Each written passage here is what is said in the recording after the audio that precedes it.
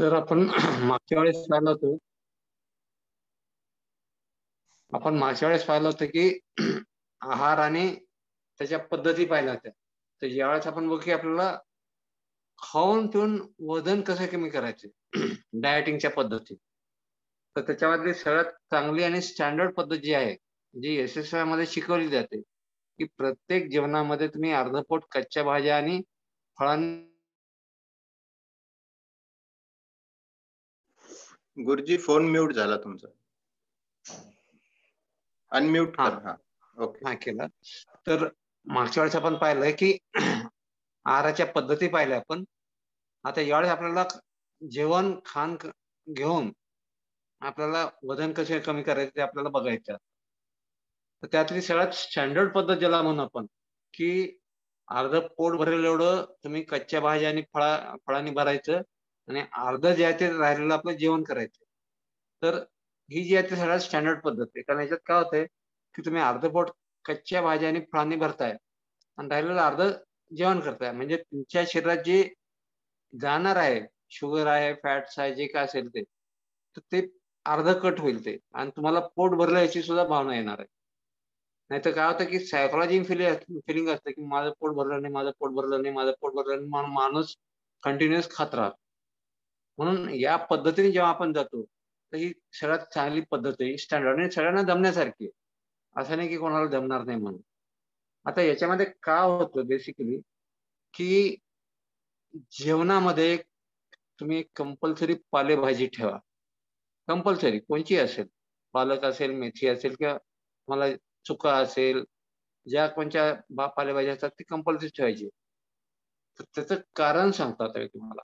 सध्या कोरोनाचं जे वातावरण आहे, तर ते त्याच्यामध्ये ह्या ज्या कच्च्या भाज्या असतात, पालेभाज्या, त्याच्यामध्ये नायट्रिक ऑक्साईड हे जास्ती असतं. हवेमध्ये नायट्रोजनचं प्रमाण आहे 79.2%. नंतर ऑक्सिजनचं कॉन्सन्ट्रेशन आहे 20.3%. कार्बन डायऑक्साईडचं प्रमाण आहे 0.03% आहे आणि मग राहिलेले इतर गॅसेस आहेत. आपला एक गैरसमज होतो, की हवेमधला जो नायट्रोजन आहे, तो श्वासातनं मध्ये जाणार. जातो, काही हरकत नाहीये. नायट्रिक ॲसिड सुद्धा त्यातनं जातं, पण ते कुठं जातं? नाकात आणि आपल्या ज्या हाडाच्या पोकळ्या आहेत, सायनसेस त्याच्यामध्ये जातं ते. आणि तिथे काय होतं, की तिथलं जे मॉइश्चर आहे, दमटपणा आणि हवेतलं ऑक्सिजन याचं जेव्हा तिथं कॉम्बिनेशन होतं, तेव्हा त्या नायट्रिक ऑक्साईडचं कन्व्हर्शन होतं नायट्रिक ॲसिडमध्ये आणि ते आपल्या शरीराला घातक आहे. बरेच जण म्हणतात, की श्वासातनं नायट्रिक ऑक्साईड जातो. श्वासातनं नायट्रिक ऑक्साईड जात नाही. पहिले हे लक्षात ठेवा. तो जातो आहारामधून. तर आहारामध्ये काय आहे?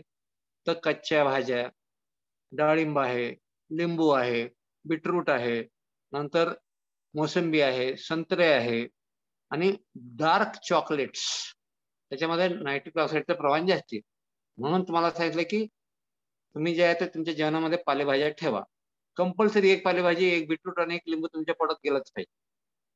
तर हे नायट्रिक ऑक्साईड काय होतं, की आपल्या ज्या ब्लड व्हेसल आहेत, त्याच्या आतल्या लेयरमध्ये ते जमा होतं आणि तिथे ग्वालिलिन सायक्लेज नावाचं एक एन्झाईम असतं आणि दोन्हीचं कॉम्बिनेशन झाल्यानंतर त्या नायट्रिक ऑक्साईडमधनं एक सिंगल ओ पॉझिटिव्हली चार्ज हा बाहेर पडतो आणि तो बाहेर पडल्यानंतर तो काय करतो, की कोरोना किंवा इतर जे व्हायरसेस आहेत, पर्टिक्युलरली कोरोना, त्याला तो नष्ट करतो आणि त्याला नष्ट केल्यानंतर काय होतंय, की मॅक्रोफेजेस नावाच्या सेल्स असतात पांढऱ्या रक्तपेशीमध्ये.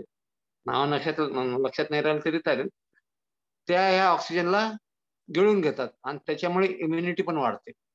हे लक्षात घ्या तुम्ही. मग कोरोना व्हायरस करतो काय बेसिकली? कोरोना व्हायरस जो आहे, तर कोरोना व्हायरस न्यूक्लियसमधनं एक नॅपो-बी नावाचा फॅक्टर आहे. त्याला बाहेर काढतं ते. आणि हा नॅपो-बी फॅक्टर आणि शरीरातले एक इंटरल्युकिन 3 नावाचा फॅक्टर आहे. हे दोन्ही कॉम्बिनेशन म्हणून काय करतात, एक सिग्नल तयार करतात. त्याला ट्रान्सड्युशन म्हणलेलं आहे त्याला, ट्रान्सड्युसर. आणि हा सिग्नल जो आहे तो वेव्ह फॉर्ममध्ये जातो आणि त्याचं रूपांतर ट्रान्सक्रिप्शनमध्ये म्हणजे काय होतं, की त्याची कॉपी तयार केली जाते. मग हा सिग्नल काय आहे, की आपले जे सायटोकायनिन नावाचं जे एन्झाईम आहे शरीरामधलं, त्याला ऍक्टिव्हेट करण्यासाठी, हायपर ऍक्टिव्हेट करण्यासाठी हे काम करतं सिग्नल. मग हा सिग्नल ज्या नॉन इम्युन सेल्स आहेत, टी आणि बी लिम्फोसाइट, या सोडून सगळ्या सेलला ते दिलं जातं ते सिग्नल. आणि त्या सिग्नलमुळे काय होतं की सायटोकायनिन जे आहे तर ते हायपर ऍक्टिव्हेट होतं. सायटोकायनिनचं काम काय आहे की त्याचा टार्गेट ऑर्गन आहे लंग्स बेसिकली.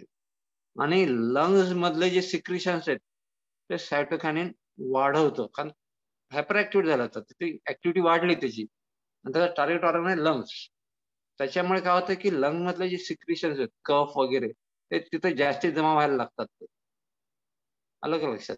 आणि त्याच्यामुळे हवेतला जो ऑक्सिजन आहे त्याला अडथळा येतो.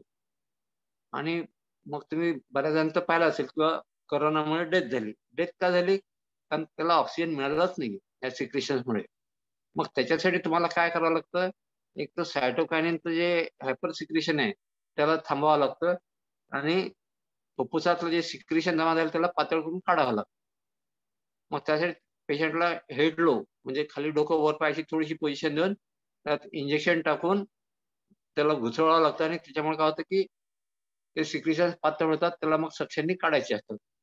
म्हणजे तुमच्या सिक्रेशन्स मध्ये असताना तुम्ही वरनं किती ऑक्सिजन प्रेशर दिला तर तो मध्ये जाणारच नाही ना, उलट त्या सिक्रेशनला पुढे ढकलणार, आणि त्याच्यामुळे तो न्यूमोनिया होतो. आणि सायटोकायनिनला त्याचा नॉर्मल मध्ये आणण्यासाठी त्याला एक गोळी आहे, त्याला आपण म्हणतो कॉम्बिफ्लाम. कॉम्बिफ्लामने काय होतं की हे न्यूट्रलाइज होतं, त्याची जी हायपर ऍक्टिव्हिटी आहे ती न्यूट्रलाइज होते, आणि त्याच्यामुळे सुद्धा तुम्हाला कोरोनाचा प्रॉब्लेम येत नाही.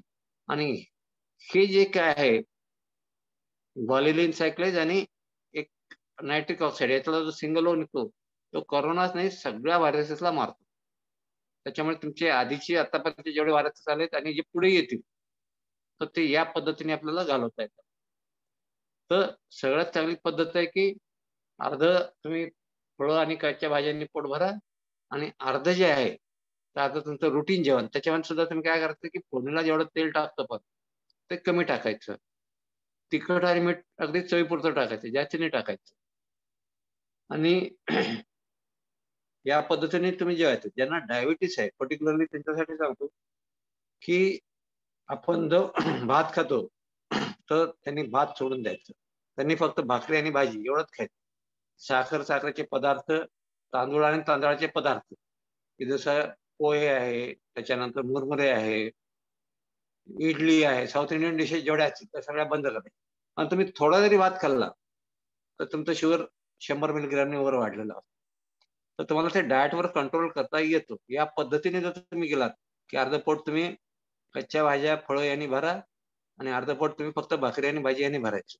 ही पहिली पद्धत आहे डायटिंग करायची. म्हणजे पोटही भरल्याची भावना होते आणि आपल्याला त्रासही होत नाही. दुसरी जी पद्धत आहे, त्याच्यामध्ये काय करायचं आपल्याला, की आपण 2 वेळेस जेवतो.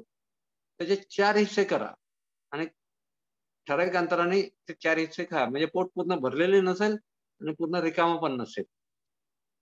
जसं जुन्या काळात म्हणलं जातं किंवा सावकाश जेवा.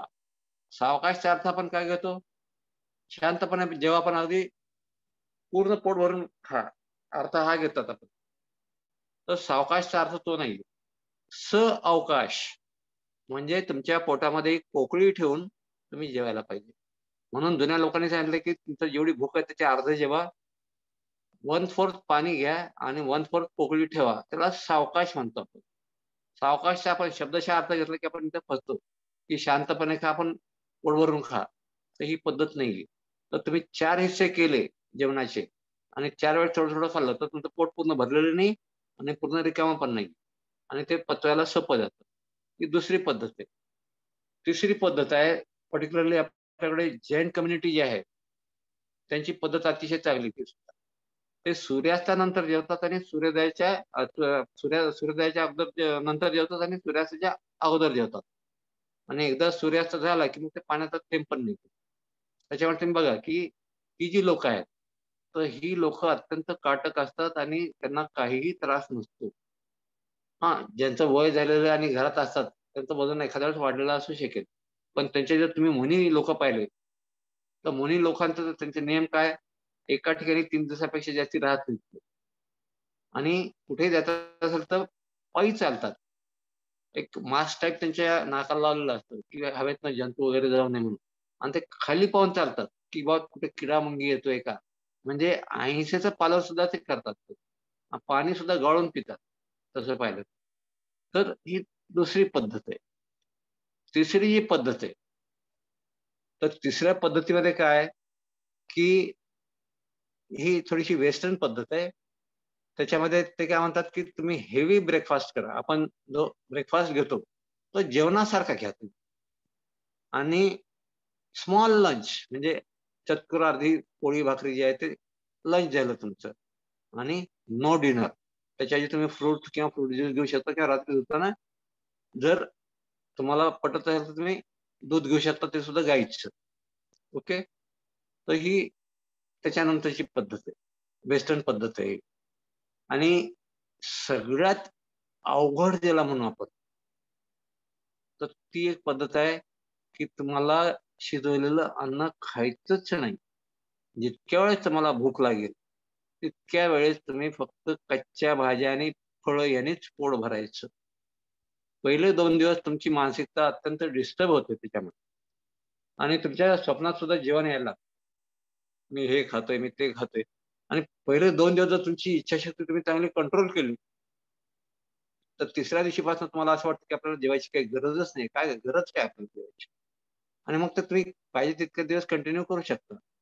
त्याच्यानंतरची पद्धत आहे. हे सुद्धा नाही पाहिजे आपल्याला, की नवरात्रामध्ये बरेच जण फक्त पाण्यावर राहतात किंवा निर्जळी उपवास करतात. ते काय असेल ते. तसं तुम्ही एक 3-3 दिवस महिन्याला जरी केलं, फक्त पाण्यावर राहिलात, तरी चालतं. तर हे जे आहेत हे तुम्हाला आहाराच्या पद्धती आहेत ह्या सगळ्या. तर या पद्धतीने तुम्ही जेव्हा आहार घेता, तर त्यावेळेस तुमचं वजन वाढणार नाही. आणि केवळ आहारावर तुमचं डायबिटीज असेल, ब्लड प्रेशर असेल किंवा कोणताही आजार असेल, तर हा तुम्हाला घालवता येतो. फक्त आहाराच्या पद्धतीवर. आता प्रत्येकाचे आपण म्हणतो ना, की जसं मी सांगितलं, की 468 ग्रॅम आपल्याला बस झालं.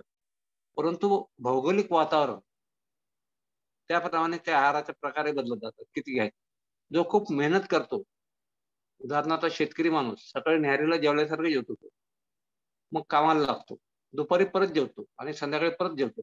आणि तेवढी पचवायची ताकद आहे त्याच्यामध्ये. आणि जसं तुमचं भौगोलिक वातावरण बदललं, तर तुमचा आहार बदलत गेला. म्हणजे त्याची क्वांटिटी वगैरे म्हणजे तुम्हाला पचवता येईल एवढा तुमचा आहार असायला पाहिजे. नाहीतर आपण काय करतो, आपलं फक्त बसून काम करायचं आहे, तर आपण तरी सुद्धा व्यवस्थित जेवतो आणि आपल्याला काही हालचाल नाहीये शरीराला. आणि त्याच्यामुळे मग त्याचं रूपांतर चरबी आहे, साखर आहे, कोलेस्टेरॉल आहे, हे जमा होत जातं आणि मग प्रॉब्लेम चालू होतात. तर ह्या ज्या आहेत, ह्या आहाराच्या पद्धती आहेत ह्या. तर या पद्धतीने जर तुम्ही आहार ठेवला चालू, तर तुम्हाला कधीही अडचण येणार नाही. तर हे आहे आहार. ह्याच्यात आणखी बोलण्यासारखं भरपूर असतं, पण आपल्याला जेवढं समजतं, जेवढं आपल्याला झेपतं, तेवढंच आपण आपल्याला करायला पाहिजे त्याला. आता याच्यानंतर जे आहे, तर आता आपण याला सुरुवात करूयात, की ध्यान. पण ध्यानाच्या अगोदरचे जे टप्पे आहेत, ते महत्त्वाचे आहेत. धारणा, ध्यान आणि समाधी या तिन्हीला एकत्रपणे मिळून म्हणलेलं आहे संयम. म्हणजे तुम्ही जर जुनी म्हण ऐकली असेल, की मिताहार, मितभाष्य आणि संयम. या 3 गोष्टी जर तुम्ही पाळल्या, तर तुम्हाला काहीच करायची गरज नाही. पण इथे संयमचा अर्थ काय होतो, की धारणा, ध्यान आणि समाधी. आणि व्यवहारामध्ये संयमचा अर्थ काय होतो, की सेल्फ कंट्रोल. कोणत्याही गोष्टीला आपण कंट्रोल करायचं. बोलताना किंवा वागताना. त्याला संयम पण म्हणतात त्याला. तर आता आपण पहिले बघू धारणा. धारणाची जी व्याख्या केली आहे, त्याच्यामध्ये पतंजली ऋषी काय म्हणतात, की देश, काल, चित्तबंधस्य धारणा. देश म्हणजे विषय. तुम्ही मनाला एकाग्र करण्यासाठी कोणताही विषय घेऊ शकता. त्याच्यानंतर काल म्हणजे वेळ, त्याला लिमिट नाही. तुम्ही जितका वेळ बसू शकता तेवढा वेळ बसायचे. आणि चित्त जे आहे, तर चित्ताला तुम्हाला एका ठिकाणी बसवायचे. आता इथे प्रॉब्लेम येतो, की चित्ताला कसं काय बसवणार? तर चित्त आणि मन हे दोन्ही पॅरलल आहेत. मन डिस्टर्ब झालं, की चित्त डिस्टर्ब होतं. आणि चित्त डिस्टर्ब झालं, की मन डिस्टर्ब होतं. म्हणून तुम्ही मनाला जर एकाग्र केलं, तर चित्त सुद्धा एकाग्र होणार आहे. हे दोन्ही पॅरलल आहेत हे. मग विषय जर तुम्हाला घ्यायचा आहे, तर तुम्ही तो कोणताही घेऊ शकता. त्यासाठी एक उपनिषदामध्ये अत्यंत सुंदर गोष्ट आलेली आहे, की एका ऋषींचा आश्रम असतो आणि त्या आश्रमाच्या भोवती जंगल असतं आणि त्या जंगलात एक गुराखी त्याचे जनावर चरायला घेऊन येत असतो आणि तो बघत असतो किंवा ते ऋषी बसलेले आहेत वरते आणि खाली शिष्य बसलेले त्यांना हे शिकवतात आणि विद्यार्थी शिकतायत. रोज पाहता पाहता तिथे कुतूहल जागृत होतं आणि तो असं म्हणतो की बाबा हे जे शिकवतात हे मला पण शिकायचं. त्या ऋषींकडे जातो तो, तर म्हणतो की महाराज तुम्ही हे जे मुलांना शिकवताय ते मलाही शिकायचं. म्हणतात काही हरकत नाहीये. त्याची इच्छाशक्ती वगैरे सगळं बघतात आणि मग ते म्हणतात की तुला जगातली सगळ्यात प्रिय वस्तू किंवा व्यक्ती हे कोण आहे एवढं सांग. आता तो गुराखी माणूस तो आणि त्याचे जनावर याच्या पलीकडे त्याचं जग नाहीये. तो एका म्हशीकडे बोट दाखवतो आणि तो म्हणतो महाराज ही म्हैस अत्यंत लाडकी आहे माझी. ही जर मला दिसली नाही तर मी अस्वस्थ होतो.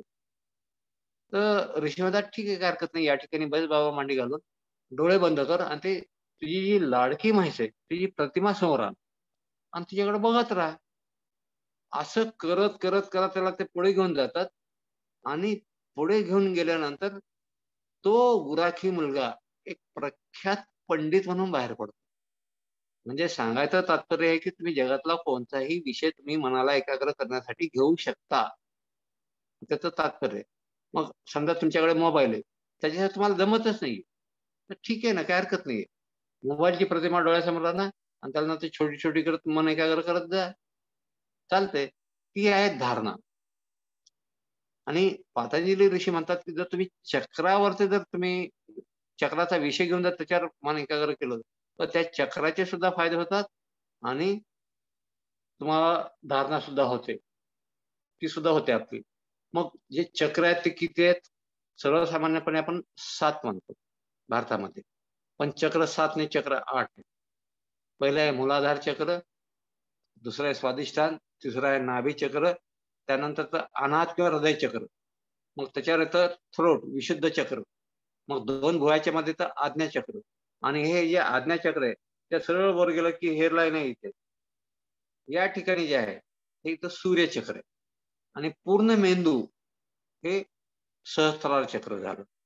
तर हे जे सूर्यचक्र आहे, जर तुम्ही एखाद्याचा सीटी स्कॅन काढला किंवा एम-आर-आय काढला ब्रेनचा, तर ते अँगल असे तिरपे घेतले जातात.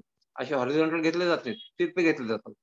तर हे जे सूर्यचक्र आहे, हे हायपोथॅलॅमसशी करस्पॉन्ड होतं. मग हायपोथॅलॅमसला ॲक्टिव्हेट करणारा प्राणायाम किंवा त्याला सूर्यभेदन प्राणायाम सुद्धा म्हणू शकता तुम्ही. परंतु काही लोकांनी काय केलं, की त्याच्या स्टेप उलट्या केल्या आणि त्याला नाव दिलं चंद्रभेदन. चंद्रभेदन नावाचा प्रकार मौलशास्त्रात कुठेही नाही. नंतर कपालभाती ही क्रिया आहे षटक्रियापैकी नवली, धोती, बस्ती, नेती, त्राटक आणि मग कपालभाती. तर कपालभातीचे सुद्धा 3 प्रकार आहेत. एक आहे वातक्रम, दुसरी आहे वितक्रम आणि तिसरी आहे शीतक्रम. हे 3 प्रकार आहेत. जी जनरली केली जाते ती वातक्रम, पण त्याला सुद्धा लिमिट आहे. आणि हठयोगामध्ये त्याचा उल्लेख येतो, की ज्यांना वात विकार आहेत किंवा वात प्रकृती आहे, त्यांना कपालभाती चालत नाही.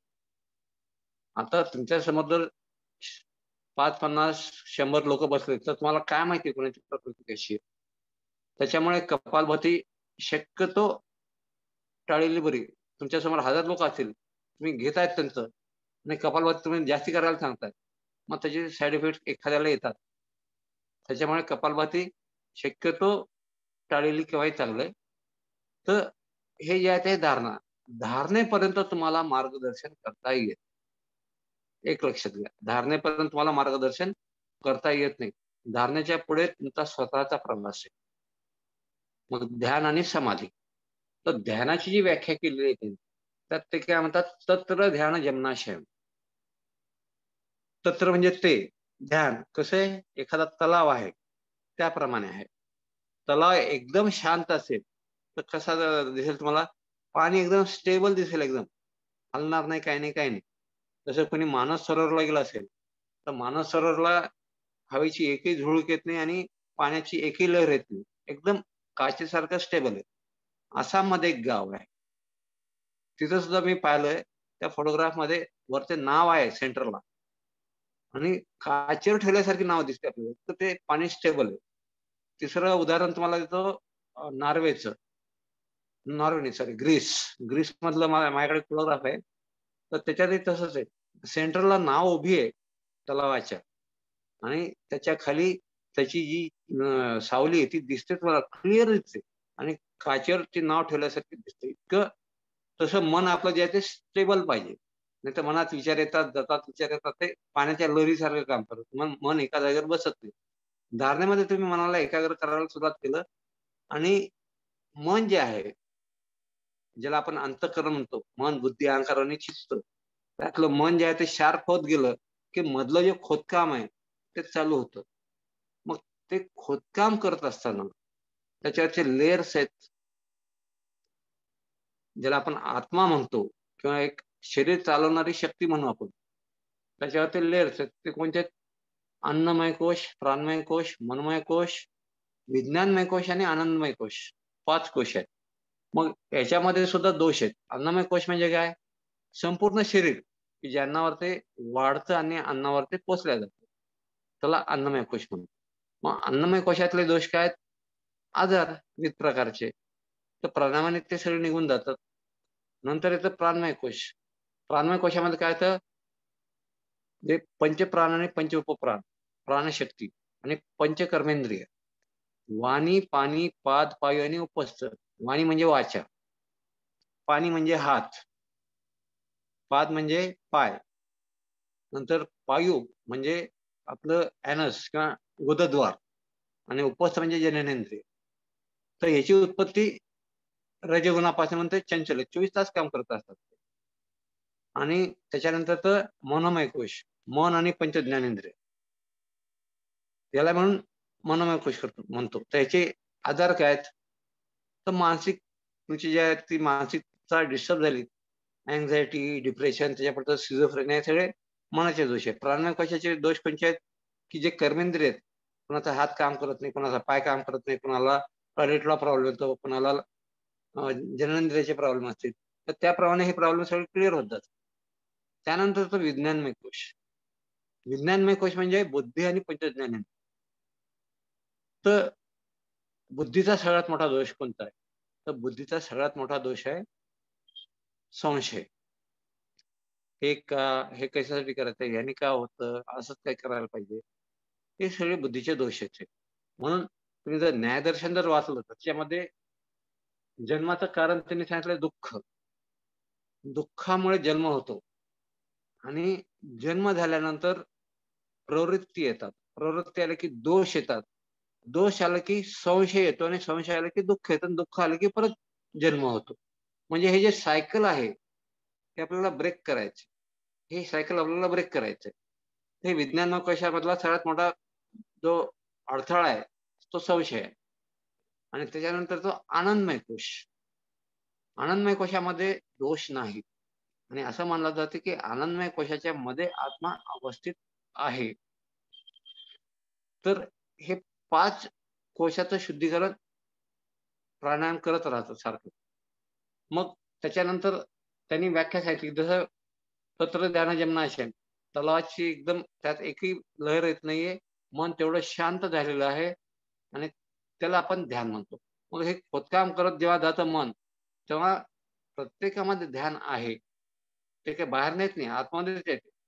आणि जसं ते शेवटचं ते लेयर निघालं, की जसं पाणी उफाळल्यासारखं येतं जमिनीतून, तसं ध्यान आपोआप येतं आणि आपोआप आपण त्या ट्रान्समध्ये जातो. आणि त्यावेळेस आपण किती वेळ बसलो हे आपल्याला कळत नाही आपल्याला. तर याला ध्यान म्हणतात. मग ध्यानाचा हेतू काय? तर ते जे आहे, तर त्याच्यामध्ये पहिली गोष्ट त्यांनी सांगितलेलं आहे, की ध्यान जे आहे, तर ध्यानामध्ये फक्त 3 गोष्टी शिल्लक असतात. त्याला म्हणलंय त्रिपुटी. म्हणजे ध्याता, ध्यान आणि ध्येय. ध्याता म्हणजे जी व्यक्ती ध्यान करायला बसलेली आहे ती ध्याता. ध्यान हे प्रोसेस आपोआप वर आलं आणि त्याचं एक ध्येय आहे.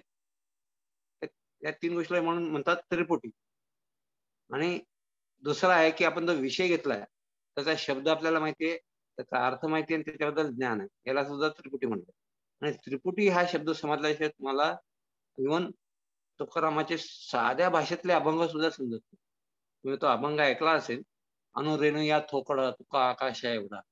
त्यानंतर ते म्हणतात गृहिणी सांडले कलेवर भवभ्रमाचा आकार. हे जे शरीर आहे माझं हे संसाराचा भ्रम आहे, त्याचा आकार आहे. तेही सोडलं आता मी. मग त्याच्यानंतर ते म्हणतात, की सांडली त्रिपुटी. त्रिपुटी ही आहे. शब्द अर्थाने ज्ञान किंवा ध्येय ध्याता ध्यान आणि ध्येय. ती सुद्धा सुटली माझी. सांडली त्रिपुटी दीप उजळला गटी. म्हणजे जो काय आत्मा असेल त्याला एनर्जी म्हणा, काय म्हणायचं म्हणा, तो तुम्हाला अनुभवायला येईल. आणि मग त्यानंतर तुकाराम महाराज म्हणतात, की तुका म्हणे आता उरलो उपकारा. मग हे जे आहे तर ध्यानाचं आपल्याला ध्येय काय? तर त्यांनी सांगितलं हेय हेतू हानोपाय. हेय म्हणजे दुःख. हान म्हणजे त्याचं निवारण करणं आणि त्याचा उपाय म्हणजे ध्यान. हेय हेतू हानोपाय. म्हणजे दुःख, दुःखाचं कारण, त्याचं निवारण करणे, त्याचा उपाय ध्यान आहे. म्हणजे उदाहरण घ्या आपण, की एखादी गोष्ट उद्या घडणार आहे. चालता चालता आपण पडणार आहोत. ओके. ते टळणार नाहीये ते. पडणार आहे, पडणार आहे.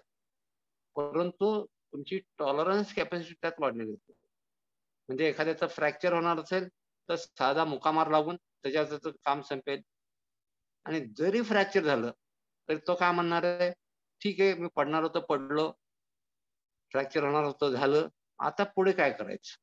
तो असं नाही म्हणणार, की मीच का पडलो, मी कोणाचं काय घोडं मारलं होतं, शनी माझ्याच मागे का लागला, असं नाही म्हणणार. तो पुढचा विचार करेल. आता आपल्याला हॉस्पिटलला जायचंय, एक्स-रे काढायचे. नंतर हाड मोडला असेल त्याला फ्रॅक्चर दुरुस्त करून देते. भले त्याला नेल टाकावा लागला, की प्लेटिंग करावी लागली, स्क्रू करावं लागलं तरी चालेल. तर दुःखाची तीव्रता जी आहे ती कमी करणे, हे ध्यानाचं मूळ उद्देश आहे. हे लक्षात घ्या तुम्ही. मग त्याच्यानंतरची जी अवस्था आहे ती समाधी अवस्था.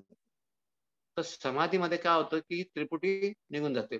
पण ध्यानामधनं समाधीमध्ये एंटर होण्यासाठी तुमच्याकडे एक क्रायटेरिया आहे.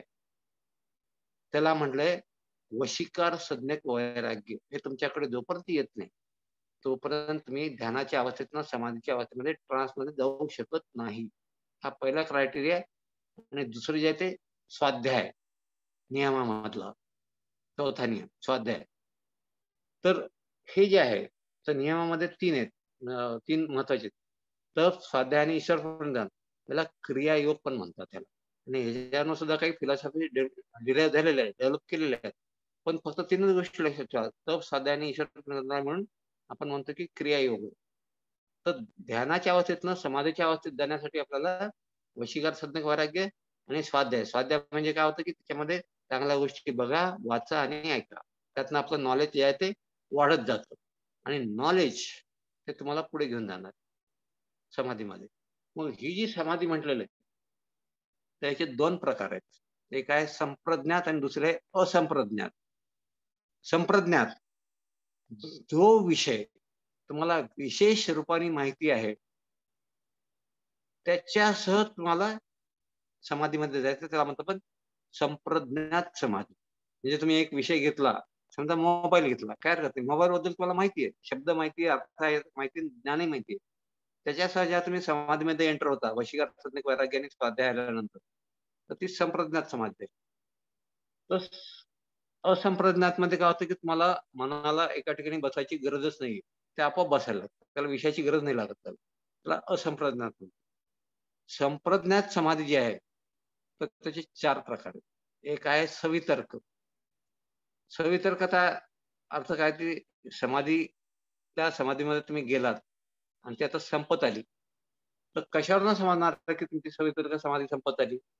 तर तुम्ही जो काही विषय घेतला असेल, त्याची अनुभूती किंवा त्याचा अनुभव तुम्हाला यायला लागतो. समजा तुम्ही एखाद्या देवी देवताला त्याचं पिक्चर समोर घेतलं डोळ्यासमोर आणि त्याच्यावर तुम्ही मन एकाग्र केलं, तर तुम्हाला असं वाटतं किंवा ही देवता माझ्याशी बोलली, मला मार्गदर्शन केलं वगैरे. म्हणजे त्याचं उदाहरण आहे रामकृष्ण परमहंस. रामकृष्ण परमहंस या टप्प्यामध्ये अडकले होते आणि त्यांचे जे गुरु आहेत तोतापुरी महाराज, तर ते जेव्हा त्यांच्या आश्रमाकडे आले, त्यांच्या लक्षात आलं की रामकृष्ण परमहंस या टप्प्यात अडकले. त्याला भ्रांती दर्शन म्हणतो आपण त्याला. तर त्यांनी सांगितलं की एक काम करा म्हणे, तुम्ही जी काली माता म्हणता तिथे एक तलवार घेऊन शिर ढाळ वेगळं करा. रामकृष्ण परमहंस म्हटले, मी नाही करू शकत. कारण मी तिला आई म्हणतो, माता म्हणतो. आईला कोणी मारतं का? आणि दोघं जण आपल्या जागेवर बरोबर आहेत. यांचंही बरोबर आहे, यांचंही बरोबर आहे. मग त्यांनी काय केलं तोतापुरी महाराजांनी, की त्यांच्या 2 भुवयाच्या मध्ये काचेचा तुकडा असा टोचला आणि त्यांना सांगितलं, की ही झोपडी या ठिकाणी जाऊन बसायचं आणि मी ज्या ठिकाणी टोचलोय त्या ठिकाणी तुम्हाला मनाला एकाग्र करून बसायचं. तर असं म्हटलं जातं, की रामकृष्ण परमहंस सलग 3 दिवस त्याच्यावर एकाग्र करून मनाला एकाग्र करून बसले. मग त्याच्यानंतर त्या ट्रान्समधनं ते तोतापुरी महाराजांनी त्यांना बाहेर काढलं आणि त्यांना सांगितलं, की जी गोष्ट साध्य करायला मला 42 वर्ष लागली, ते तुम्ही 3 दिवसामध्ये केली साध्य. म्हणजे तोतापुरी महाराजांना स्वतःला 42 वर्ष लागली ती अवस्था यायला. तर ह्याने 3 दिवसात म्हणजे इथं काय होतं, की अधिष्ठान ज्याला म्हणतो, बसायची एक बैठक, वेळ आणि दुसरी आहे मनाची एकाग्रता, इच्छाशक्ती. ह्याच्यावर ते सगळं चालतं. कारण सगळेजण एकाच रस्त्याचे प्रवासी, कुणी चालतोय, कुणी पळतोय, कुणी गाडी घेऊन फास्ट जातोय, कुणी झाडाखाली बसलेला आहे, आराम करत, कुणी झोपलेला आहे. एवढाच फरक आहे. मग आपणही त्याच कॅटेगरीमध्ये येतो. कुणीतरी चालतोय, कुणीतरी बसलाय, कुणीतरी झोपलाय थकून. तर आपल्याला उठून आपल्याला चालायचंय. ठीक आहे. एकदा तुम्ही त्या रस्त्याला लागल्यानंतर तुमचं ध्येय येणारच आहे. त्यात काही वाद नाही. तर ही झाली सवितर्क समाधी. त्याच्यानंतर जे येते त्याला म्हणतो आपण सविचार समाधी. सविचार समाधीमध्ये काय, की आपण जो विषय घेतलाय, त्या विषयाचा फक्त शब्द त्याच्यावर मनाला एकाग्र करायचं. आता सवितर्क मोठा विषय संपला, आता त्याला छोटा केला. शब्द, त्या शब्दाला फक्त त्यावर एकाग्र करायचं. आता तुम्ही बऱ्याच जणांना पाहिलं असेल जप करताना 101 मण्याची माळ घेतात आणि ते त्याचा जप करत राहतात, जे काय असेल ते. पण ते कसा जप करतात तुम्हाला माहिती आहे का? अनुभवलंय तुम्ही? स्वयंपाकघरात भांड्याचा आवाज आला, की ते म्हणतात, "कोण आहे रे तिकडं समजत नाही का? मी इथं जप करायला बसलोय." तुमचं मन गेलं कुठे हो? तुमचं मन बाहेर आहे तुमचं. तुमचं मन आतमध्ये पाहिजे. आतला प्रवास करायचा आपल्याला. बाहेर काय घडतं त्याच्याशी आपल्याला देणं-घेणं नाहीये. आतला प्रवास आहे. त्याच्यावर एक उदाहरण सांगतो. एक अमेरिकेचा माणूस होता. तो असाच शोधामध्ये निघाला, की चांगला गुरु कोण आहे, काय, काय? तो त्याच्या कानावर एक नाव आलं जपानचा एक गृहस्थ, की तो अत्यंत चांगला आहे म्हणून. आणि जपानला गेल्यानंतर जपानला तुम्हाला माहिती आहे, की तिथं सगळे लाकडाची घरं असतात कारण भूकंपासारखे येत असतात तिथे. तर त्या हॉटेलमध्ये ते दुसऱ्या मजल्यावर काय पहिल्या मजल्यावर ते बसले होते सगळे. तो गुरु, बाकीचे सगळे त्याचे शिष्य आणि हा अमेरिकन माणूस. आणि तेवढ्यात भूकंपाचा धक्का लागला. आला तिथे. सगळेजण उठून पळाले आणि ते गुरु आहे तिथेच बसले ते. आहे त्याच ठिकाणी बसले. आता ते बसले म्हणून अमेरिकन माणूसही तिथेच बसला. बाकीचे सगळे उठून पळून गेले. मग तो भूकंपाचा धक्का संपल्यानंतर सगळेजण हळू-हळू वर आले. त्या अमेरिकन माणसाने विचारलं, की म्हणे "महाराज म्हणे सगळेजण पळाले, तुम्ही का नाही पळाला?" तर म्हणे "मी सुद्धा पळालो होतो" म्हणे. "हे लोकं बाहेर पळाले, मी आत पळालो" म्हणे. तर हे जे आहे, तर सविचार समाधी म्हणजे सांगायचा अर्थ आहे, की सविचार तुमचं जे शब्द आहे, त्या शब्दाला मनाला त्याच्यावर एकाग्र करणे, ती सविचार समाधी. मग ही समाधी संपली हे कसं काय समजणार आहे आपल्याला? तर तुमच्यामधला जो आनंदमय कोशातला आनंद आहे, तो तुम्हाला अनुभवाला यायला लागतो. आणि तो अनुभवाला यायला लागला, की समजा आपला सविचार समाधीचा टप्पा संपला. हा जो आनंद येतोय, त्याच्यावर मनाला एकाग्र करायचं. आणि त्या ठिकाणी फक्त एकच भावना शिल्लक असते, मी आनंद स्वरूप आहे. बाकी दुसरं काहीच नसतं त्याच्यामध्ये. कोण आहे, कुठे आहे, काय, कुठे बसलोय, नथिंग. फक्त मी आनंद स्वरूप आहे. आणि कालांतरानंतर हा आनंद पण निघून जातो आणि फक्त मी आहे, एवढीच भावना शिल्लक राहते.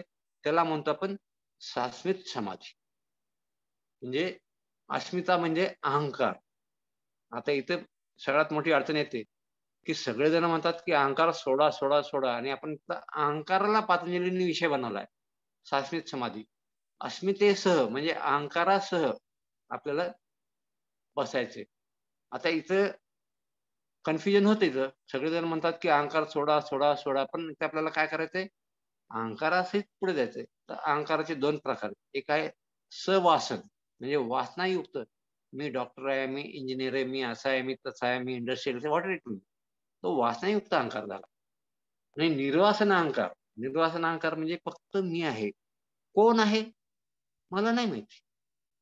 फक्त मी बसलोय आणि त्या अवस्थेत मी फक्त आनंद उपभोगतोय आणि तो आनंदही गेला आता. फक्त माझं अस्तित्व आहे, हा निर्वासन अहंकार झाला.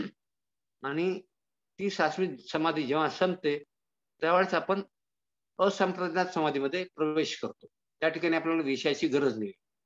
मग असंप्रज्ञात समाधीचे 2 टप्पे आहेत. एक आहे सबीज आणि दुसरा आहे निर्बीज. सबीजमध्ये काय होतंय, की जरी वशीकार संज्ञक वैराग्य असलं, तरी जे संस्कार किंवा वासना आहेत, त्याची बीज शिल्लक आहेत अजून. ते तुम्ही आणखी जाळले नाहीत किंवा साफ केलेले नाहीयेत.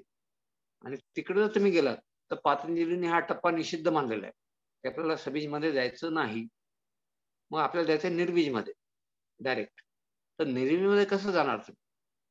हा सगळ्यात मोठा प्रश्न आहे ना. निर्बीजमध्ये जाणार कसं? तर निर्बीजमध्ये जाण्यासाठी आपल्याला काय करावं लागतं, पहिले ही जी वासना आणि आसक्तीचे जे बीज आहेत, ते पहिले आपल्याला जाळावे लागतात. आणि हे जाळले जातात फक्त ज्ञानाच्या साहाय्याने. आलं का लक्षात? ते ज्ञानाच्या साहाय्याने जाळले जातात. म्हणजे उदाहरण घेऊ आपण त्याच्यासाठी. मग तुमची माझी ओळख नाहीये आणि आणखी तुमचा एक आपल्या दोघांचा एक कॉमन फ्रेंड आहे, मित्र आहे आणि मी कुठेतरी चाललेलो असतो आणि तुम्ही दोघं जण एका ठिकाणी उभे असतात. मग तो तुमचा मित्र सांगतो, की "ते जे चाललंय ना, ते डॉक्टर खरंच आहे वापरत." आणि त्याच्या पुढे एक आणखी एक वाक्य सोडतो, "माणूस तेवढा चांगला नाही." म्हणजे तुम्ही माझा चेहरा पाहिला आणि तो शब्दही ऐकला, की हा माणूस तेवढा चांगला नाही. मग जेव्हा तुमचं आणि माझं क्रॉसिंग होतं, तेव्हा मला पाहिलं की काय तर मनात, बाबा माणूस चांगला नाही. मग आणखी एक चौथा कॉमन मित्र असतो, तो समोरासमोर ओळख करून देतो. ती ओळख करून दिल्यानंतर एक औपचारिकता म्हणून नमस्कार करतो आपण. पण मनामध्ये काय? माणूस चांगला नाही. मग त्या व्यक्तीचं कुठेतरी एखाद्या डिपार्टमेंटमध्ये काम अडकलेलं असतं. तो त्याच्या मित्राला सांगतो, तो मला सांगतो. म्हणतो, "ठीक आहे, काही हरकत नाही ना." मी त्याच्या ओळखीचे त्यांना सांगतो मी आणि त्यांना सांगितल्यानंतर त्याचं काम होत राहतं. एकदा, दोनदा, तीनदा. तर त्या मित्राला कळत नाही, की आपली कामं कशी काय आपोआप व्हायला लागली. मग तो सांगतो त्याच्या मित्राला, किंवा माझी कामं अशी-अशी अडली होती, पण ते आपोआप झाली. तो म्हणतो, "आपोआप नाही झाली. मी डॉक्टरांना सांगितलं, डॉक्टरांच्या ओळखीचे होते आणि त्यांनी सांगितल्यामुळे तुझं काम झालेलं आहे." आता काय झालं त्याला, माझ्याबद्दल प्रत्यक्ष ज्ञान झालं. जे अगोदर सांगितलं होतं, की माणूस एवढा चांगला नाही. आता त्याचं मत बदललं. चांगला अनुभव आला त्याचा माझा. तो चांगला आल्यामुळे तर आता काय झालं, की माणूस चांगला नाही हा विचार गेला त्याचा. माणूस चांगला आहे. म्हणजेच मी चांगला नाही हा जो विचार आहे त्याचा, त्याला जेव्हा प्रत्यक्ष ज्ञान होतं त्यावेळेस तो जाळला गेला. म्हणजे ज्ञानाच्या सहाय्याने या पद्धतीने एक-एक वासना, एक-एक आसक्तीचं बीज जाळलं जातं. आणि जेव्हा तुम्ही बसता, त्याच वेळेस तुम्ही जर मनाला संकल्प केला किंवा मी इथपर्यंत आल्यानंतर मला इकडे घेऊन जा. मन बरोबर त्याप्रमाणे काम करतं. मन तुम्हाला त्या डायरेक्शनला घेऊन जातं तुम्हाला. मग ही जी निर्बीज अवस्था आहे, याच्यामध्ये काय होतं, की तुमचे संस्कार सगळे साफ झालेले, जाळले गेलेले. म्हणजे आत्मा आणि चित्त असे सुपर इम्पोज्ड आहे. वरती चित्त आहे, खाली आत्मा आहे. आणि हे जे संस्कार आहेत चित्तामधले, ते धुळीसारखं काम करतात. त्यामुळे तुम्हाला खाली काय आहे, ते दिसत नाही. तुम्ही म्हणता, की मी असा आहे. हे संस्कार सांगतात तुम्हाला. आता नाही सांगत ते. संस्कार सांगतात. तो विचार बुद्धीला देतो, मी असा आहे, तसा आहे, तसा आहे, what ever it may be. आणि त्याप्रमाणे आपण म्हणतो, की मी असा आहे, तसा आहे. पण आता सगळे संस्कारच गायब झाले. तर ती जी काच आहे ती ट्रान्सपरंट होणार आहे. आणि ट्रान्सपरंट काचेच्या खाली आत्मा आहे. म्हणजे तुम्हाला तो जशाला तसा अनुभवाला येणार आहे. मग ही जी निर्वीज अवस्था आहे, याच्यामध्ये सुद्धा 4 टप्पे आहेत. पहिली आहे सत्वापत्ती. तुमचे सगळे संस्कार बाजूला गेले. तुम्हाला आत्मा अनुभवाला आला, जसा आहे तसा. आणि तो सांगता येत नाही अनुभव. आणि जे 3 गुण आहेत प्रकृतीचे, सत्व, रज आणि तम, हे आहेत अजून शिल्लक. त्यांनी त्यांना पकडून ठेवलंय आत्म्याला. तर त्यातला जो सत्वगुणाचा प्रकाश आहे, तो तुम्हाला अनुभवाला येतो आणि आत्मसाक्षात्कारही होतो. परंतु ही अवस्था जास्ती काळ टिकत नाही.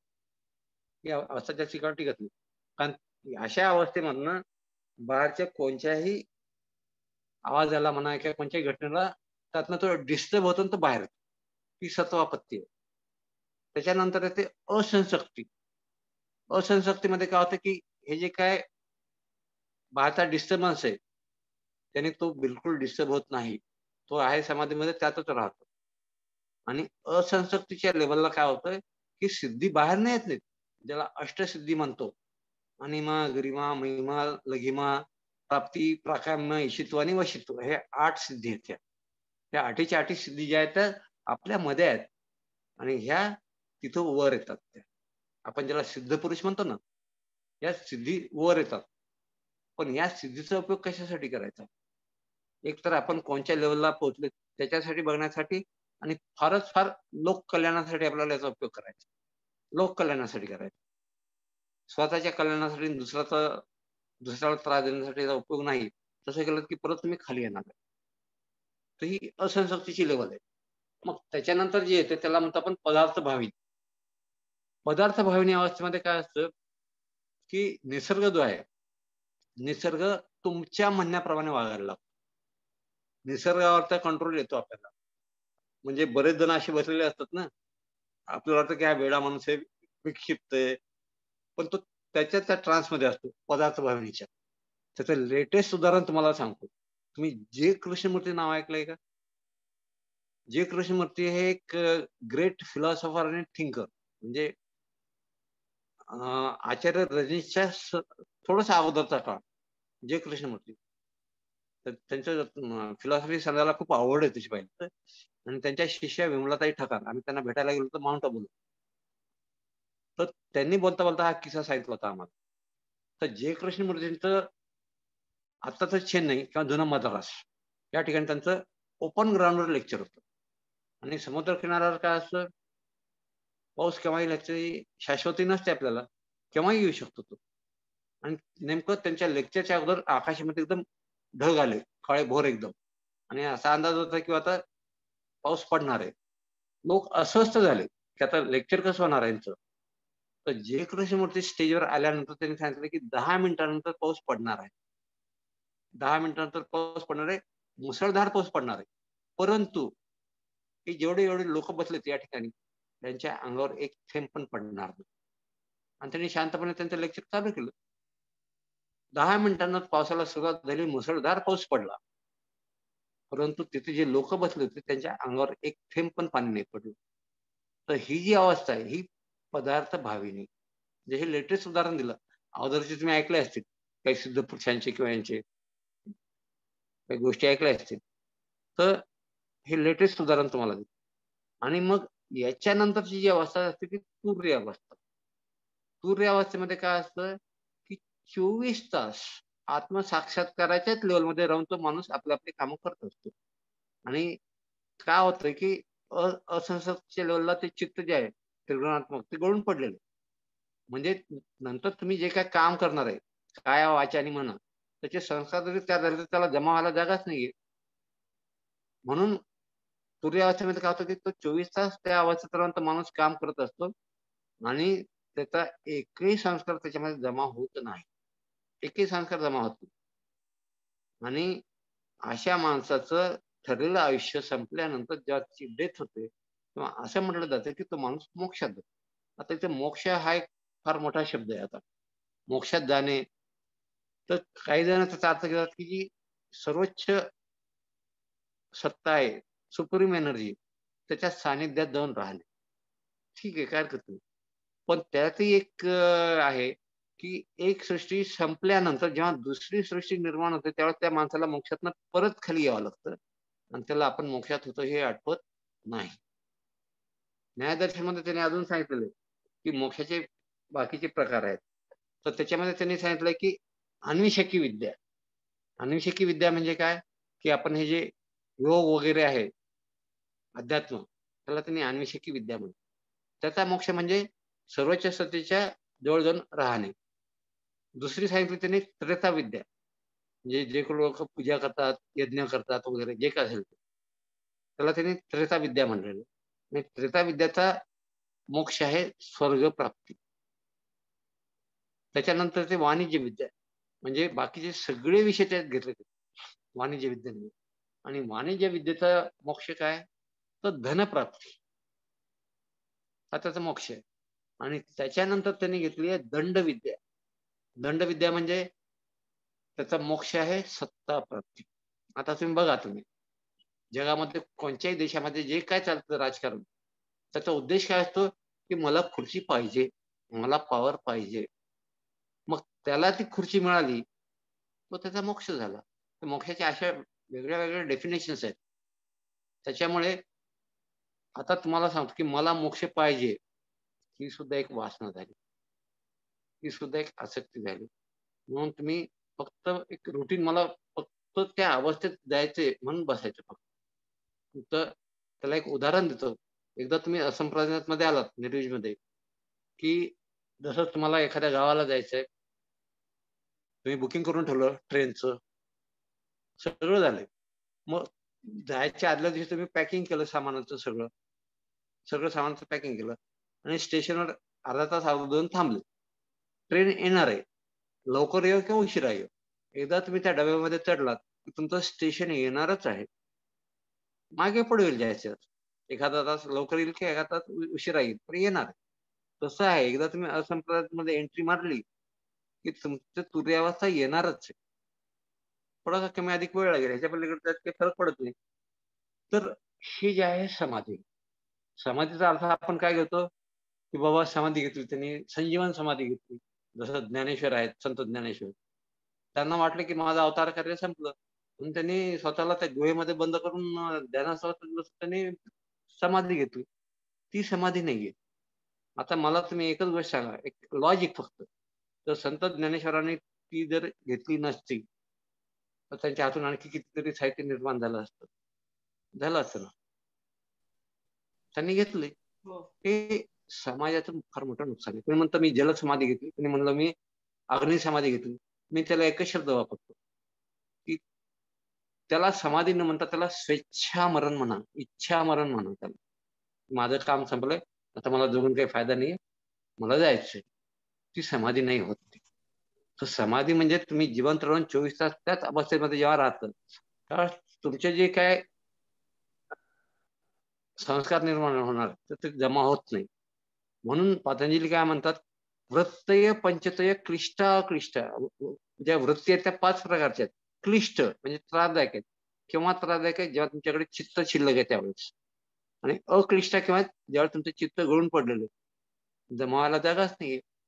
तर वृत्तय पंचतय क्लिष्टा अक्लिष्टा.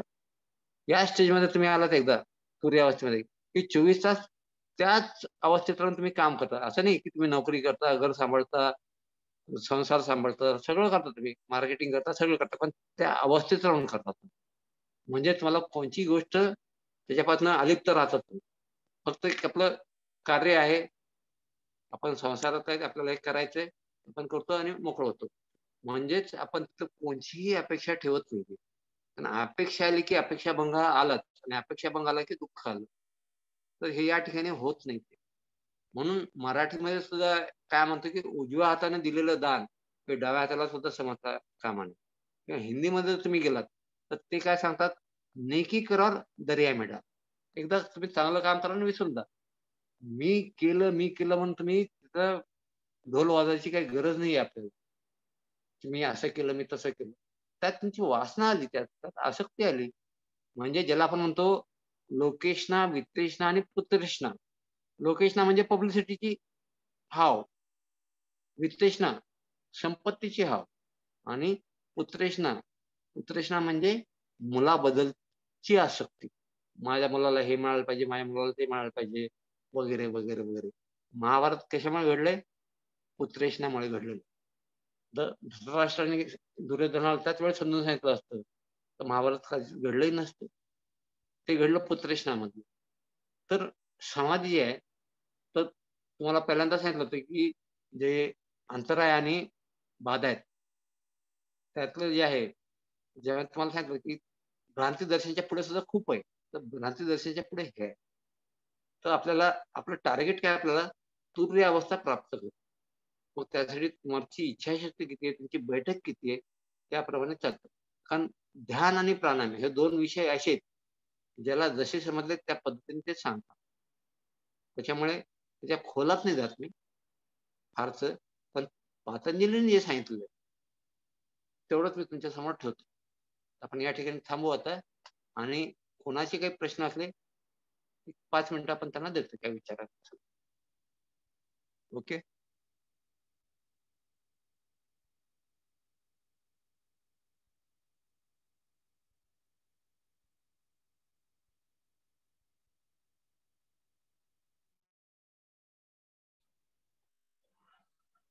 जय गुरुदेव. दासू काका बोलतोय. गुरुजी, सविकल्प समाधी आणि निर्विकल्प समाधी. हो, ते एकच आलं. तुला संप्रदायात आणि असंप्रदायात म्हणलंय. फरक एवढाच आहे. हा, मग बस, तेच क्लिअर बाकी करून सगळं सेम घ्यायचं. आहे. बाकी सगळं सेम आहे. काय होतं माहिती का, नका एक लक्षात घ्या तुम्ही, इथं फक्त शब्दाचा फरक असतो, अर्थ तोच असतो. त्याचा अर्थ तोच असतो. सविकल्प निर्विकल्प. संप्रदायात असंप्रदायात म्हणलं म्हणजे जो विषय तुम्हाला विशेष रूपाने माहिती आहे त्याच्या सह समाधीमध्ये जाणं ते संप्रज्ञात, त्याला सविकल्प म्हणलेलं आहे. आणि जे असंप्रज्ञात त्याला निर्विकल्प म्हणलेलं आहे. विषय एकच आहेत. हॅलो. हा, हॅलो, बोला. नमस्कार बोला. सर. जय गुरुदेव. नमस्कार. हा, मी जुमिका बोलतेय. तर मला शुगरचा प्रॉब्लेम आहे. हा, आणि मी डॉक्टर दीक्षितांचं डाएट प्लॅन करतेय. बर. तर मग मला समजा कुठले प्राणायाम वगैरे आणि काय करायला पाहिजे? प्राणायाम तुम्हाला सगळेच चालतात, सगळेच हा, चालतात. त्याच्यामध्ये मग अडचण नाही आहे त्याच्यामध्ये काही. आणि त्याच्याबरोबर महत्वाचं हे की तुम्ही आहारावरती नियंत्रण ठेवा. फक्त भाकरी भाजी किंवा पोळी भाजी कमी तेलात केली आणि भाकरीला तूप लावू नका, पोळीला तेल नका लावू. ओके. आणि कमीत कमी तेल आणि तूप वापरा. साखरेचे पदार्थ आणि तांदळाचे पदार्थ एवढे बंद करा. तुमच्या 6 महिन्यामध्ये तुमच्या डायबिटीसच्या गोळ्या बंद झालेल्या असतील. माझ्याकडे तसे खूप लोक आहेत तसे. आणि 2दा सकाळी आणि संध्याकाळी प्राणायाम करायचे अगदी रेग्युलर. जसं आपण सकाळी उठल्यानंतर ब्रश करतो, आंघोळीला जातो, मग चहा घेतो, ब्रेकफास्ट करतो, जे काय असेल तसं. तर त्या पद्धतीने उठल्यापासून संध्याकाळी झोपेपर्यंत ह्या 2 ह्याच्यामध्ये आपल्याला झोप ते सकाळी उठणे ते झोप याच्यामध्ये आपल्याला या सिस्टीम मध्ये हे 2 प्राणायाम बसवायचे. बस एवढंच करायचं आपल्याला. आणि आहारावर ते कंट्रोल. 2 गोष्टी केल्या की तुमचा प्रॉब्लेम सॉल्व्ह होतो. ओके. हॅलो. जय गुरुदेव. मला वात आहे आणि मी कपालभाती करते. आपण सांगितलं कपालभाती कोणालाही चालत नाही. मला सांगणार नाही करायची. मग कपालभाती करताना पहिले काय होतं माहिती का, की तुम्ही तुमचा जो अशुद्ध हवा आहे फुफ्फुसातली ती बाहेर फेकत जातात. त्यात कार्बन डायऑक्साईड आहे. जर कार्बन डायऑक्साईड जास्ती बाहेर गेला त्याला आम्ही अल्कोलोसिस म्हणतो, रेस्पिरेटरी अल्कोलोसिस. मग त्याचे साईड इफेक्ट चालू होतात की बा तुम्हाला असं वाटतं की मला आळस आला, गुंगी आली, नंतर हवेत तरंगल्यासारखं वाटलं, मूड एलिव्हेशन चेंजेस. तुम्ही आनंदी असाल तर तुम्हाला हसायला यायला लागेल, जर तुम्हाला वाईट वाटत असेल तर तुम्हाला रडायला यायला लागेल, आणि हातापायची बोटे अशी मोकळी. हे त्याचे साईड इफेक्ट्स आहेत. त्याच्यामुळे जास्त जर केला तर आपल्याला जेवढे झेपतात तेवढे करा तुम्ही. ते साईड इफेक्ट आले नाही पाहिजे तिथपर्यंत चालेल मला. म्हणजे लोक करतात ना, मी 500 केल्या, मी 1000 केल्या. नो. जसं तुम्हाला मध प्राणायाम शिकवलं की बा 20 किंवा 25 तुम्ही कपालभातीच्या सायकल करा, तिथपर्यंत चालतात. काही त्याच्यात काही अडचण नाही त्याच्यामध्ये. पण जे अतिरेक केला की मग त्याचे साईड इफेक्ट येणार. एवढंच लक्षात ठेवायचं. अतिरेक नाही करायचा. तुम्ही साधं जेवण करताना तुमच्या भुकेपेक्षा जास्त खा बरं, काय होईल तुम्हाला? त्रास होणारच आहे. पोट दुखणार आहे, पोट गच्च होणार आहे, डॉक्टरकडे जा, हे करा ते करा. म्हणजे कोणची गोष्ट तुम्हाला लिमिट मध्ये करायची, आपल्याला किती झेपते तेवढंच आपल्याला करायचं. पण ते आपल्याला कसं समजेल? आपण किती करायचं हे कसं समजेल? आपलं शरीर ठरवतं ते. आपलं शरीर ठरवतंय ते की तुम्हाला किती सहन होतात. मग ज्या मोमेंटला तुम्हाला वाटलं की बा इतके केल्यानंतर मला आळस, चक्कर, मूड एलिव्हेशन चेंजेस, हातापायची बोटे वाकडी होणे, हवेत तरंगल्यासारखं वाटणे, असंच व्हायला लागलं, त्यापेक्षा कमी करा. ते त्याचे साईड इफेक्ट्स येतात. मग ते साईड इफेक्ट काय येतात, कशाचा हा भाग वेळ आहे, आणि त्याच्यामध्ये वेळ नाही घालवणार त्याच्या. हॅलो. जय गुरुदेव. आवाज येतोय? हॅलो. हा, बोला. संपली का वेळ? आवाज येतोय, बोला बोला. हा, गुरुजी. जय गुरुदेव. तुम्ही आता म्हणाला होतात की ध्यान आणि प्राणायाम ह्यांना, हे ज्यांना जसं समजलं ते तसं सांगतात. बरोबर.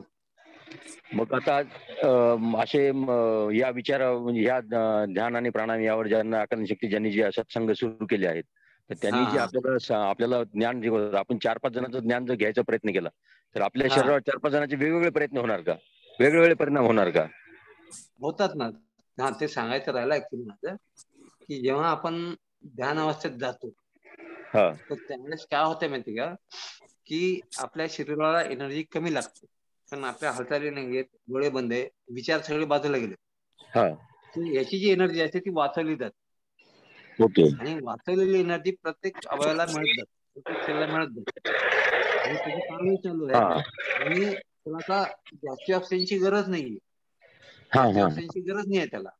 त्याच्यामुळे काय होतं की तुमचा श्वास आपोआप संथ होत जातो. म्हणजे तुम्ही जर ध्यानस्थ अवस्थेत गेलेले लोक पाहिले ते केव्हा श्वास घेतात आणि केव्हा सोडतात हे आपल्याला समजतही नाही. आणि ह्याच्यात खूप संशोधन झालेलं आहे.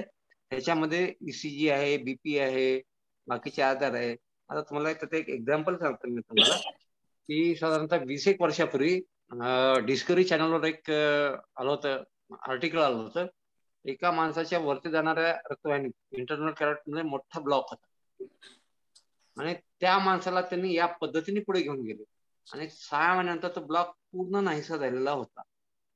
म्हणजे प्राणायाम आणि ध्यान याचं मेकॅनिझम एकच आहे, लक्षात घ्या. तिथे आपण काय करतो, एनर्जी निर्माण करतो आणि आपलं शरीराचे आपले जे आजार ते बाजूला घालतो. तिथे आपण एनर्जी वाचवतो आणि शरीराचे आजार बाजूला घालतो, एवढाच फरक आहे.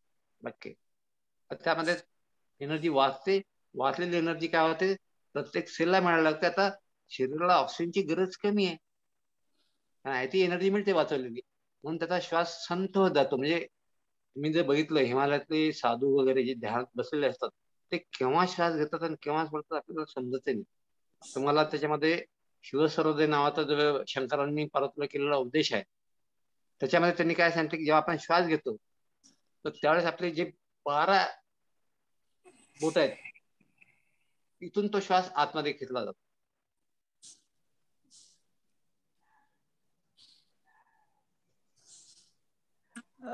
म्यूट झालेत तुम्ही, म्यूट झालाय डॉक्टर, तुम्ही म्यूट झालायत. हा डॉक्टर साहेब अनम्यूट झाले. अनम्यूट करा.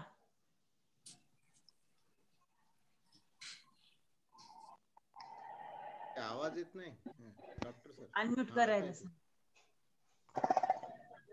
झालात तुम्ही.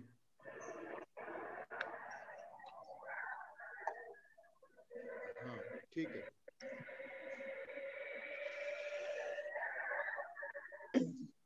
नाही आवाज येत नाही. डॉक्टर साहेब शिवसरोदय पासून परत एकदा सांगा, कारण तुम्ही अनम्यूट हा होता. ते काहीच ऐकू आलं नाही सर. परत एकदा अनम्यूट झालं, म्यूट झालाय. अनम्यूट करा,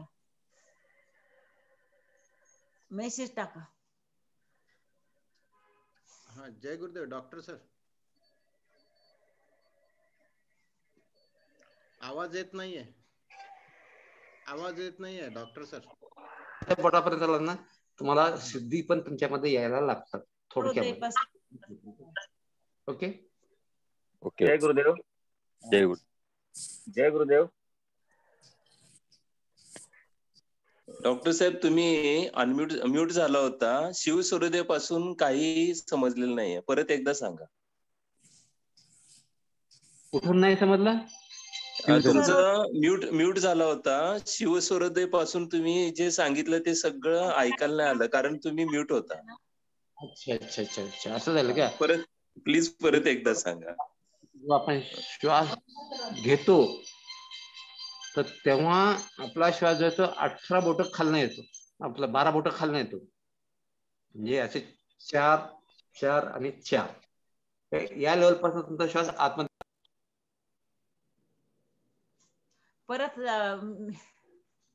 परत म्यूट झाले. त्यांना कोणी म्यूट करते का? कंट्रोलर कोण आहे? नाही करत कोणी. हात लागते. नाही कोणतरी हे सांगितलेलं त्याच्यामध्ये. परत म्यूट झाला, परत म्यूट झाला होता. हा अनम्यूट आहे. आता म्यूट झालं होतं जेव्हा तुम्ही बोलत होता. ते तुम्हाला जे कॉल येतो ना एखाद्या वेळेस, तर त्यामुळे हे होतं बहुधा. हा जो फोन कॉल येतो ना बोलताना, फोन कॉल किंवा काही त्याच फोनवर, तर त्यावेळेस असं होतं, म्यूट होतात आपोआप. ठीक आहे, बरं ठीक आहे, काय हरकत नाही. शिवसमृद्धीमध्ये काय सांगितलं की जेव्हा आपण श्वास घेतो तेव्हा 12 बोट खालून येत होतो. हे नाक आहे ना, हे 4 आणि हे 4 हे इथून वरती खेचला जातो तो, आणि जेव्हा सोडतो तो 18 बोट खाली जातो. मग ही जी लेंथ आहे ही जेवढी कमी होत जाईल तसं तुमचं मन एकाग्र होत जातं आणि त्याचे फायदे व्हायला लागतात. म्हणून स्लो घेण्याने स्लो सोडणे, प्राणायाम, अनुलोम विलोम हे जे म्हणतो आपण नाडी शोधन, त्यामध्ये हेच तर होतंय. स्लो सोडता म्हणजे तुमची एक बोटापर्यंत जातात. ही तुम्हाला प्रॅक्टिस होत राहील ना की तुमच्यामध्ये बदल व्हायला लागतात त्याच्यामध्ये. हे सांगायचं तुम्हाला.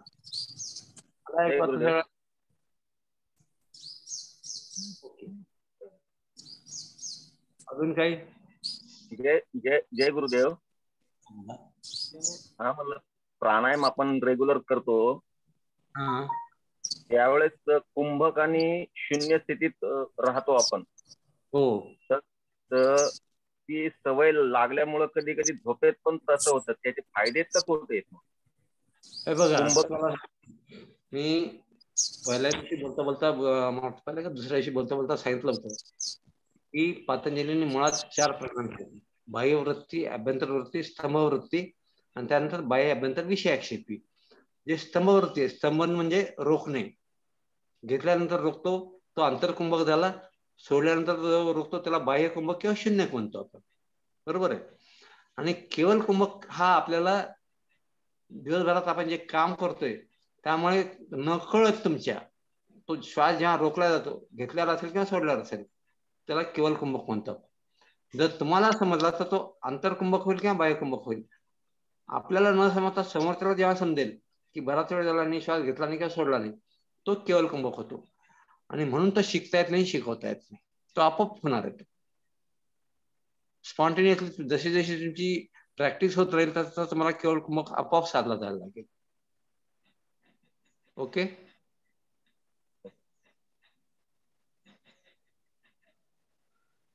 समजलं का सगळ्यांना? ओके. आणि ह्याच्या पुढे काही शंका असेल तर मला तुम्ही नंतर विचारू शकता किंवा आपण, काही अडचण नाही त्याच्यामध्ये. जय गुरुदेव. जय गुरुदेव. धन्यवाद डॉक्टरजी. आपण आवाज येतोय ना? हा, येतोय. हा, आपण खूप छान शास्त्रशुद्ध अशी माहिती आम्हाला दिलीत आणि त्याचा वापर निश्चितच सर्व साधक करतील. आजपर्यंत यशस्वीचा क्लासच असा डिझाईन केलेला आहे गुरुजींनी की तुम्ही सांगितलेल्या ज्या म्हणजे पद्धती आहेत त्यामध्ये साचेबद्ध असा हा क्लास बसतोय आणि परिपूर्ण आपल्याला जितकं लागतं तितकंच गुरुजींनी सांगितलेले ते जर सातत्याने केलं तर मला वाटतं कोणालाही कसलाही प्रॉब्लेम येणार नाही आणि आहेत ते शारीरिक मानसिक जे काही प्रॉब्लेम आहेत ते आपोआपच निघून जातील. कारण की आपण गुरुजींनी जे सांगितलेले आहे की लय समाधी म्हणजे जे काय आपण 15 मिनिटांची मेडिटेशन करतो त्यामध्ये तुर्यावस्था देखील येते आपल्या प्रत्येकाला आणि त्यामध्ये सायंटिफिकली जसं तुम्ही सांगितलं की रक्त शुद्धीकरणाची प्रक्रिया त्या काळामध्ये होऊन जाते.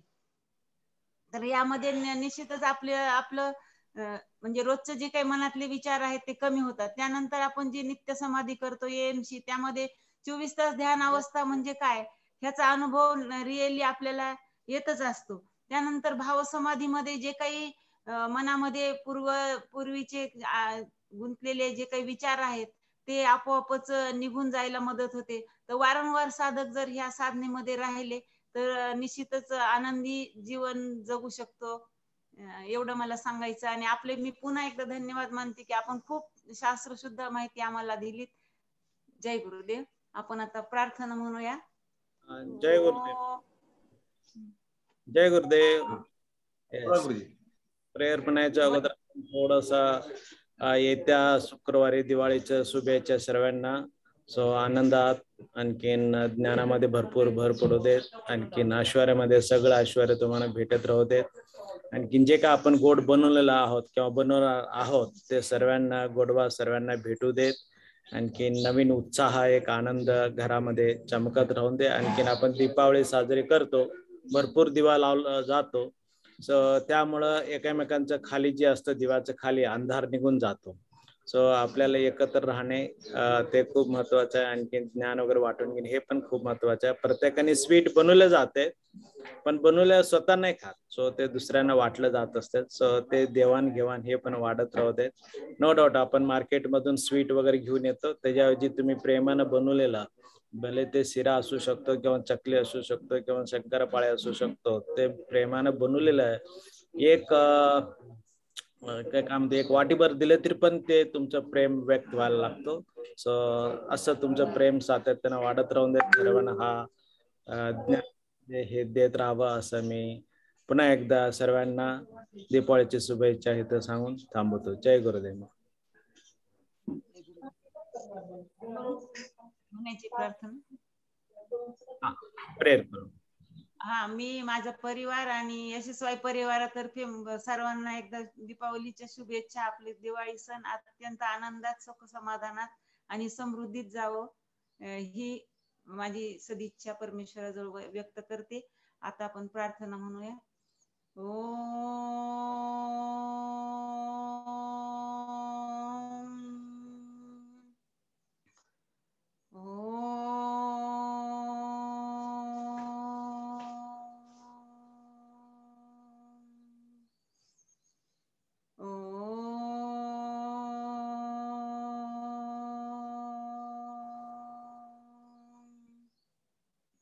असतो मा सद्गमय तमसो मा ज्योतिर्गमय मृत्योर्मामृतं